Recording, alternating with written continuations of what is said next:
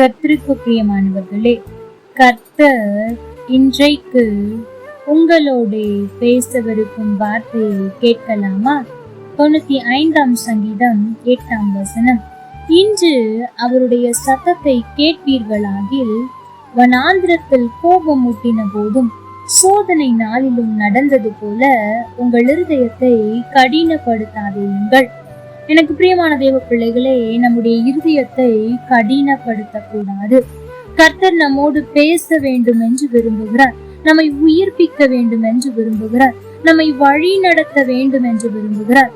கர்த்தருடைய சத்தத்தை கேட்க ஆயத்தமாயிருங்கள். பகலின் குளிர்ச்சியான வேளையிலே ஆதாமும் ஏவாளும் கர்த்தருடைய சத்தத்தை கேட்டார்கள். பகலின் குளிர்ச்சியான வேலை எது? அதிகாலை 3 மணி முதல் 4 மணி வரைத்தான் குளிர்ச்சியான வேலை என்று விஞ்ஞானிகள் சொல்கிறார்கள். ஆனால் கர்த்தர் சொன்னார், அதிகாலையில் என்னை தேடுகிறவர்கள் என்னை கண்டடைவார்கள் என்று. எனக்கு பிரியமான தேவ பிள்ளைகளே, உலக சத்தங்கள் காதுகளிலே நுழைவதற்கு முன்பாகவே கர்த்தருடைய சத்தத்தை கேட்க அதிகாலையில் எழுந்திருங்கள். குளிர்ச்சியான வேலை என்பதற்கு இன்னொரு அர்த்தமும் உண்டு. அது ஆண்டவருடைய இருதயத்திற்கு ஏற்ப குளிர்ச்சியான விதத்தில் பிரியமாய் நடந்து கொள்ளும் வேலையாகும். கர்த்தரை துதித்து ஆராதிக்கும் போது அவருடைய உள்ளம் குளிர்கிறது.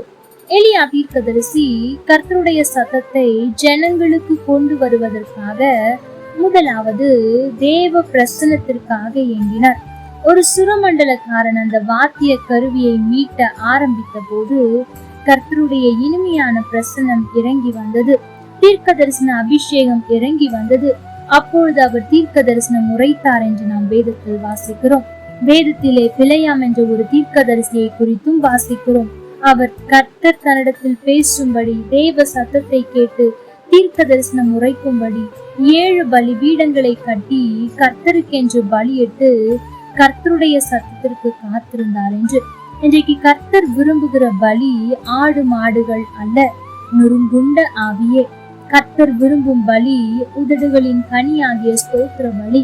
நீங்கள் நொறுங்குண்ட இருதயத்தோடு ஸ்தோத்திர பலியை ஏறெடுக்கும் போது தேவ பிரசன்னம் உங்களை சூழ்ந்து கொள்ளும். கர்த்தருடைய மெல்லிய சத்தம் உங்களுடைய ஆவியிலே துணிக்கும். ஆயிரக்கணக்கான உலக சத்தங்களின் மத்தியிலே இது என் நேசரின் சத்தம் என்று பிரித்து உணர்ந்து கொள்ளும்படி உங்கள் ஆத்மாவிலே விழிப்புணர்வை கர்த்தர் தந்தருள்வார். நான் நித்திரை பண்ணினேன், என் இருதயமோ விழித்திருந்தது. கதவை தட்டுகிற என் நேசரின் சத்தத்தை கேட்டேன் என்று வாசிக்கிறோமே. எனக்கு பிரியமான தேவ பிள்ளைகளே, உங்களோடு பேசி மகிழ தேவகுமாரன் இறங்கி வருவார். பரிசுத்த ஆவியானவர் தம்முடைய மெல்லிய குரலில் நம்மோடு பேச விரும்புகிறார். ஒரு தாய் தேற்றுவது போல தேற்றுகிற அந்த பாசம் மிகுந்த குரலுக்காக எப்பொழுதும் நம்முடைய உள்ளத்தை திறந்து வைக்க வேண்டும்.